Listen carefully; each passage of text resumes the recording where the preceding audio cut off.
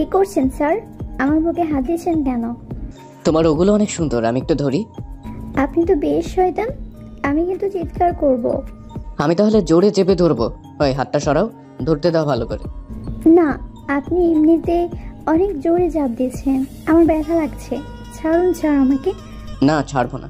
তুমি যখন T shirt পরে আসো তখন আমার নজর তোমার বুকের দিকে চলেছে। আমাকে ধরতে দাও। আপনি এমন লুচ্ছা কেন? কিসের লুচ্চামি করলাম? সুন্দর জিনিস দেখলে ক্ষতি কি? কিন্তু আপনি তো দেখছেন না, আপনি হাতও দেখছেন। তাতে কি? সুন্দর জিনিসের নজর দিলে সেটা যে ধরতেও হয়। আমার সাহস আছে বলেই ধরবো। আস্তে ধরতে পারছেন না? স্যার আস্তে চাপুন, আমি কি চলে যাচ্ছি। টি শার্টটা একটু উপরে ওঠো। ও, পারবো না, আপনি ভালো হয়ে যান, বুঝেছেন? আমি দেখবো, সরাও না। একটু দেখলে কি হয়? ধরতে দিলে সেটা দেখতেও চাচ্ছেন, দেখার পর কি করবেন শুনি? দেখার পর খাবো, সব করব। তোমার সমস্যা? আপনি পড়াতে এসে এসব করে বেড়ান। চুপ করো তো। আচ্ছা, আমি সরাচ্ছি। সরেন তো। রিয়া কথাটা বলে স্যারকে ধাক্কা দেয়। স্যার কিছুটা পিছিয়ে আসে। রিয়া তাড়াতাড়ি কাপড় ঠিক করে, বসা থেকে উঠে দাঁড়ালো, তারপর সোজা রুম থেকে বেরিয়ে যায়। রাতুল রিয়ার চলে যাওয়ার দিকে তাকিয়ে থাকে। রাতুল হলো রিয়ার ম্যাথ টিচার। রাতুল রিয়াকে পড়াতে এসে ভালোবেসে ফেলে। রিয়াও রাতুলকে ভালোবাসে, কিন্তু রিয়া সেটা রাতুলকে বুঝতে দেয় না। রাতুলকে দেখেই প্রথম দিন রিয়া তার উপর ক্রাশ খায়। তবে রিয়া একটু ভাব নিয়ে চলে। তবে রিয়ার আরও একটা বড় বোন আছে, তার সাথে রাতুলের কথা বললে রিয়া অনেকটাই রেগে যায়।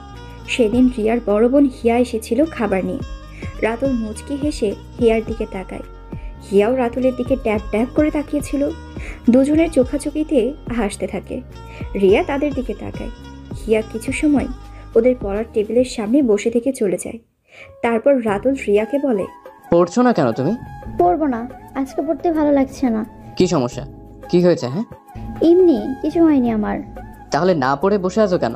তাহলে কি এখান থেকে চলে যাব? ওর সাথে কথা বলতে পারবেন? কার সাথে কথা বলবো?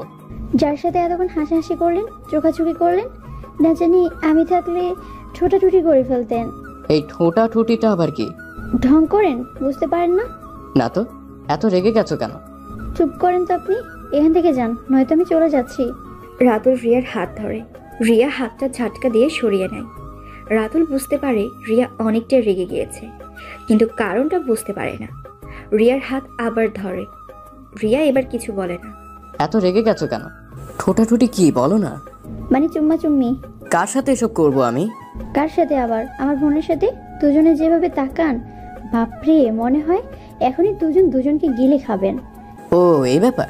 আসলে তোমার বড় বোনকে আমার ভালো লাগে, তাই একটু তাকাই। কিন্তু কেন, কি হয়েছে? কি হয়েছে মানে? আপনি তাকাবেন কেন? কিসের ভালো লাগে তাকে? সে কি অনেক বেশি সুন্দরী?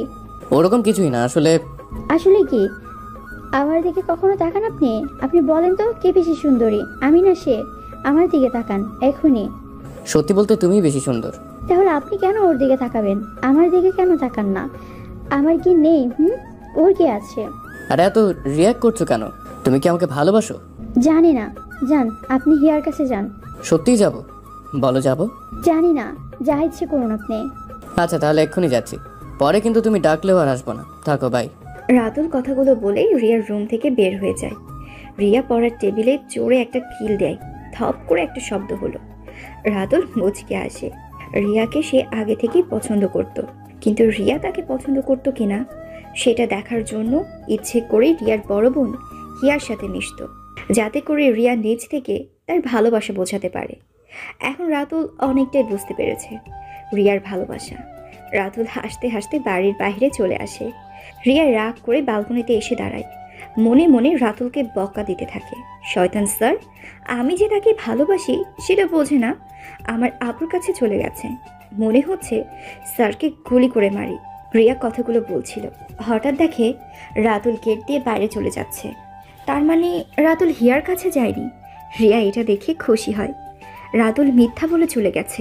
রিয়া বুঝে ফেলেছে রাতুল তার ভালোবাসা বোঝার জন্য এমন নাটক করেছে। রাতুল গেটের সামনে এসে ঘুরে পিছনে তাকায়। রিয়াকে ব্যালকনিতে দেখে মুচকি হাসল। রিয়াও হাসে। দুজনে ইশারায় কথা বলে। এতক্ষণ টেবিলে বসে রাতুল পুরোনো দিনের কথাগুলো ভাবছিল, কিন্তু রিয়ার বুকে হাত দেওয়ার পর রিয়া চলে গেল কেন? রিয়া কি তাহলে রাগ করেছে? রিয়া আর কি পড়বে না? রাতুল আর বসে থাকে না, সে উঠে চলে যায়। রাতুল 2 দিন আর পড়াতে আসে না। 3 দিন পর হঠাৎ রাতুলের ফোনে রিয়ার মায়ের নাম্বার থেকে কল আসে। রাতুল রিসিভ করে সালাম দেয়। ওপাশ থেকে রিয়া বলে, আপনি পড়াতে আসছেন না কেন? ও তুমি? এমনি, তোমাকে আর পড়াবো না। সে মানে কি? এমনিতে। বলো, কিছু বলবা? আপুর বিয়ে কালকে, আপনাকে দাওয়াত রইল, চলে আসবেন সন্ধ্যার আগে। আসবো না, রাখি। কি সমস্যা আপনার? যা বলছে তা নিয়ে তেরা তেরা উত্তর দিচ্ছেন কেন? এমনিতে। যদি পড়াতে না আসে আপনার খবর আছে, আমি কিন্তু হাত কেটে বসে থাকবো। আচ্ছা, আসবো। জলদি আসবেন। রিয়া ফোন কেটে দেয়। রাতুল মনে মনে ভাবে, সেদিন রিয়া তবে রাগ করেছিল, হয়তো করেছিল, না হলে কেন সেদিন রিয়ার বুকে হাত দেওয়ার পর সে চলে গিয়েছিল রেগে। রিয়াকে রাতুল সরি বলবে, রিয়ার থেকে সবসময় দূরে থাকবে, রিয়াকে পড়াবে না সিদ্ধান্ত নিয়ে নেয়। রিয়ার মায়ের সাথে কথা বলবে হিয়ার বিয়ের পর। পরের দিন হিয়ার বিয়েতে আসে রাতুল। রিয়া গেটের দিকে তাকিয়েছিল অনেকক্ষণ ধরে। রাতুলকে আসতে দেখে খুশি হয় অনেক। রিয়া দৌড়ে আসে রাতুলের কাছে। রাতুল রিয়ার দিকে তাকায় না।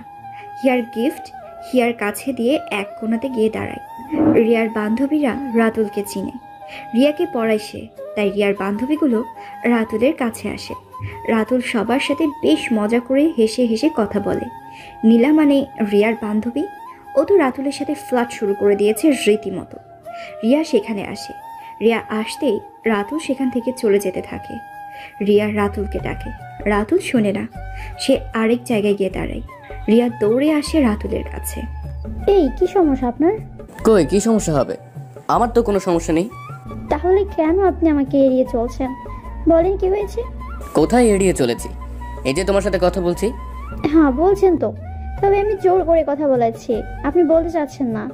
এরকম কোনো কিছুই না। আচ্ছা থাকো, একটু বিজি আছি। আন্টি কোথায়? আপনার কিসের ব্যস্ততা? হ্যাঁ, আপনি গেস্ট, আপনি বসে থাকবেন, আমার সাথে কথা বলবেন, সমস্যা কি? পালাচ্ছেন কেন আমার থেকে? আরে কোথায় পালাচ্ছি? তোমার আম্মুকে খুঁজছি। আমার আম্মুর কাছে কি কাজ? এমনিতে দরকার। যদি আমাকে না পড়ান, এই বিষয়ে কথা বলেন ওনার সাথে, তাহলে এরপর কত খারাপ হবে তা জানেন না আপনি। কেন? ভালো কারো কাছে পড়বা, আমার মতো খারাপ লুইচ্চা টিচারের কাছে পড়া লাগবে না, যেখানে স্টুডেন্টের গায়ে হাত দেয়। সেদিনের জন্য আমি সরি, মাফ করে দিও। তুই চুপ করবি কুত্তা, কিসে সরি? আমি তোকে কিছু বলেছি? এখন কিন্তু তুই বেশি বেশি করছিস। বেশি করছি। বাই, ভালো থেকো। স্যার, আমি আপনাকে ভালোবাসি। রাতুল কথাগুলো বলে বিয়ের অনুষ্ঠানে চলে যায়। রিয়া বোকার মতো দাঁড়িয়ে থাকে সেখানে। কখন যে কান্না করে দিয়েছে সে টেরই পায়নি। কাঁদতে কাঁদতে রিয়া নিজের রুমের দিকে দৌড়ে যায়। রিয়ার মা এতক্ষণ রাতুলের সাথে রিয়াকে কথা বলতে দেখেছিল। রাতুলের সাথে কথা বলার পরেই রিয়া কাঁদতে কাঁদতে চলে যায়, যেটা রিয়ার মা দেখে ফেলেছে। রিয়া তার রুমে এসে দরজা আটকে বসে আছে। রিয়ার মা দরজা ধাক্কা দিয়ে রিয়াকে ডাকে, কিন্তু রিয়া কিছু বলে না। কয়েকবার রিয়াকে ডাকে। রিয়া বিরক্ত হয়ে বলে, মা ডাকছো কেন? ভালো লাগছে না অনুষ্ঠান, তাই রুমে এসে বসে আছি। যাও তো, আমাকে ডাকবে না। রিয়ার কণ্ঠে কান্নার শব্দ। রিয়ার মা আর ডাকে না রিয়াকে। রিয়ার মা সবটা বুঝতে পেরেছে রিয়ার কি হয়েছে। রিয়া অনেক জেদি মেয়ে, রাতুলকে ভালোবেসে ফেলেছে, আর রাতুল ইগনোর করছে দেখেই রিয়া কাঁদছে। এখন যদি খারাপ কিছু হয় সেটা ভেবেই রিয়ার মা বেশ ভয় পাচ্ছে। রিয়ার মা রাতুলের কাছে আসে। আন্টি, আপনার সাথে আমার কথা ছিল, আমি আপনাকে খুঁজছিলাম। রিয়ার মা রাতুলকে রিয়ার ব্যাপারে প্রশ্ন করে, কিন্তু রিয়ার কথা রাতুল এড়িয়ে চলে। রিয়ার মা বুঝতে পারে দুজনের ভিতর ঝামেলা হয়েছে। রিয়ার মা রাতুলকে বলে, দেখো বাবা, রিয়া আমার ছোট মেয়ে, অনেক জেদি, যা চাইবে সে ওটা করেই ছাড়বে। আমি বুঝতে পারছি রিয়ার সাথে তোমার ঝামেলা হয়েছে, তোমরা একে অপরকে ভালোবাসো, তুমি তাকে এড়িয়ে চলছো। রিয়া খারাপ কিছু করে বসবে, ওর অনেক জেদ। প্লিজ আমার মেয়েটাকে খারাপ কিছু থেকে বাঁচাও, ওর সাথে কথা বলো। রিয়ার মায়ের থেকে কথাগুলো শুনে রাতুল বুঝতে পারে রিয়া তাকে কতটা ভালোবাসে। রাতুল রিয়ার রুমের সামনে আসে। দরজা ধাক্কা দিতে রিয়া আবার চিৎকার করে বলল, বললাম না আমাকে ডাকতে আসবে না, আমার ভালো লাগছে না, চলে যাও এখান থেকে। দরজা খোলো, আমি আসছি। আপনি কেন আসছেন? চলে যান এখান থেকে, আমাকে তো আপনার প্রয়োজন নেই, তাই না? পড়াতে আসছি, দরজাটা খোলো।